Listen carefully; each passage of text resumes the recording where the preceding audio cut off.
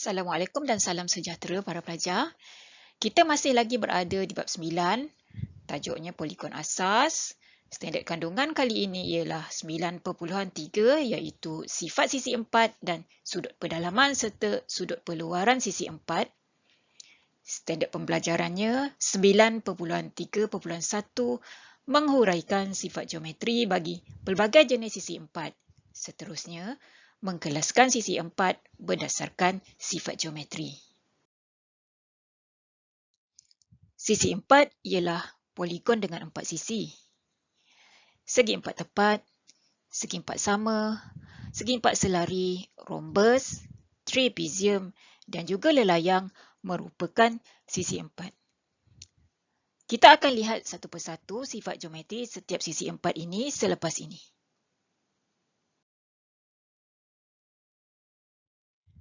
Baiklah pelajar, mari kita lihat sisi 4 yang pertama iaitu segi 4 tepat.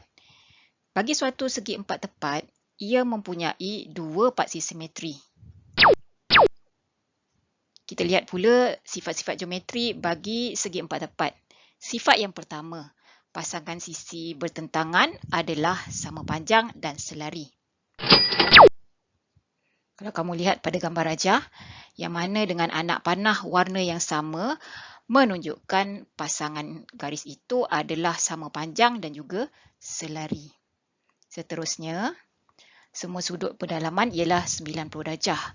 Semua sisi 4 mempunyai 4 sudut. Okey, jadi bagi segi 4 tepat, kesemua sudutnya adalah 90 darjah. Dan sifat yang ketiga, perpenjuru adalah sama panjang dan membahagi dua sama antara satu sama lain.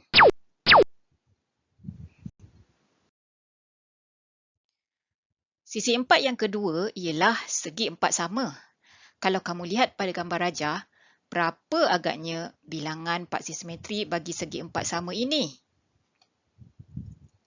Ya, ia mempunyai 4 paksi simetri. Kat mana ya paksi simetrinya? Seterusnya, mari kita lihat sifat geometri bagi segi 4 sama ini. Sifat yang pertama, semua sisi bagi segi 4 sama ini adalah sama panjangnya. Kemudian, pasangan sisi yang bertentangan adalah selari. Cuba kamu lihat pada gambar rajah. Sisi bahagian atas dan juga bahagian bawah adalah selari, manakala sisi sebelah kiri dan sebelah kanan adalah lagi satu pasangan yang selari. Sifat yang ketiga, semua sudut pedalamannya ialah 90 darjah. Sudut pedalamannya yang sama nilai 90 darjah ini sama juga seperti segi 4 tepat yang baru kamu pelajari sebentar tadi. Kita lihat sifat yang terakhir. Perpenjurunya adalah sama panjang dan membahagi dua sama serenjang antara satu sama lain. Kalau kamu lihat kedua-dua perpenjuru bagi segi 4 sama ini, ia bersilang dan membentuk sudut tegak di antara persilangan dua garis ini. Sebab itu dikatakan perpenjurunya berserenjang dan membahagi dua antara satu sama lain. Baiklah, kita lihat sisi 4 yang ketiga iaitu segi 4 selari. Cuba kamu lihat pada gambar rajah. Bagi suatu segi 4 selari, keadaan segi 4 ini adalah condong. Kalau kamu lihat gambar rajah ini, ia condong ke arah kanan. Ada juga segi 4 selari yang condong ke arah kiri. Bagaimana dengan bilangan paksi simetrinya? Ada berapa ya agak-agaknya? Ya, sebenarnya segi 4 selari ni tidak mempunyai paksi simetri. Mari kita lihat sifat-sifat geometri bagi segi 4 selari ini.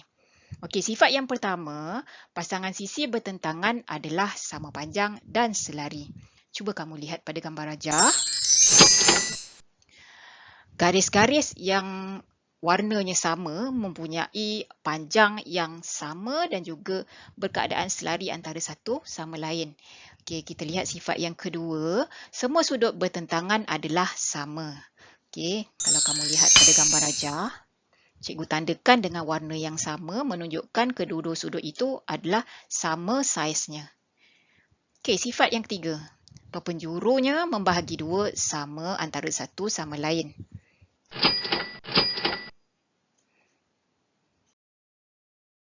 Sisi empat yang seterusnya ialah rhombus. Kalau kamu lihat pada rajah ini, bentuk rhombus ni sebenarnya lebih kurang sama macam segi empat selari. Dia ada condong ke kanan dan juga condong ke arah kiri. Cuma dia ada sedikit sifat-sifat yang berbeza antara keduanya. Okey, bagaimana dengan paksi simetri bagi rhombus? Ada tak paksi simetrinya? Ya, rhombus sebenarnya mempunyai dua paksi simetri. Di mana paksi simetrinya? Okey, kita teruskan lagi dengan sifat geometri bagi rhombus ini. Sifat yang pertama, semua sisinya adalah sama panjang. Ini antara sifat yang membezakan rhombus dan juga segi empat selari. Okey, sifat yang keduanya, pasangan sisi yang bertentangan adalah selari. Sifat ini sama dengan segi empat selari. Okey, kita lihat sifat yang ketiga. Semua sudut bertentangan adalah sama. Sifat ini juga sama dengan sifat segi empat selari. Dan sifat geometri yang terakhir, perpenjurunya membahagi dua sama serenjang antara satu sama lain.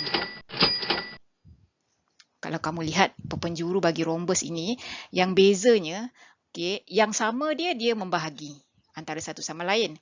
Tapi yang membezakannya, ada sudut tegak kat sini. Sebab rhombus perpenjurunya membahagi secara serenjang. Okay, bermakna ada sudut tegak yang terbentuk di antara dua persilangan perpenjuru ini.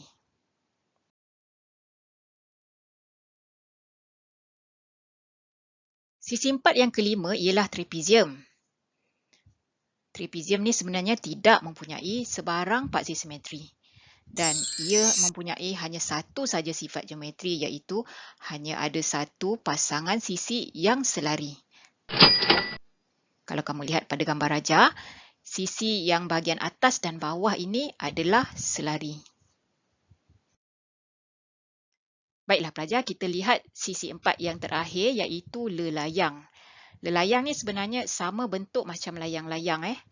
Okey, kalau kamu lihat pada bentuk lelayang ini, ada berapa paksi simetrinya? Ya, lelayang mempunyai satu paksi simetri. Okey, di situlah kedudukan paksi simetrinya. Apakah sifat-sifat geometri bagi lelayang? Sifat yang pertama, dua pasang sisi bersebelahan adalah sama panjang. Kamu lihat sisi dengan warna yang sama bermakna panjang kedua-duanya adalah sama. Okay, sifat yang kedua, mempunyai sepasang sudut bertentangan yang sama. Kalau kamu lihat pada rajah, sudut yang warna merah ni nilainya adalah sama dan berkeadaan yang bertentangan antara satu sama lain. Sifat yang ketiga, satu daripada perpenjuru membahagi dua sama serenjang bagi perpenjuru yang lain. Okey, dia ada dua perpenjuru dan ada sudut tegak di bahagian persilangan perpenjuru ini. Sifat yang terakhir, satu daripada perpenjuru membahagi dua sama sudut pada bucunya. Kalau kamu lihat perpenjuru yang berada di tengah ini, dia membahagi dua sama sudut yang ada pada bucu. Okay. Sudut di bucu bahagian atas dan juga sudut di bucu bahagian bawah. Misal kata sudut asalnya adalah 60. Okay, seperti gambar rajah ini. Bermakna dia bagi dua sudut menjadi 30 dan 30.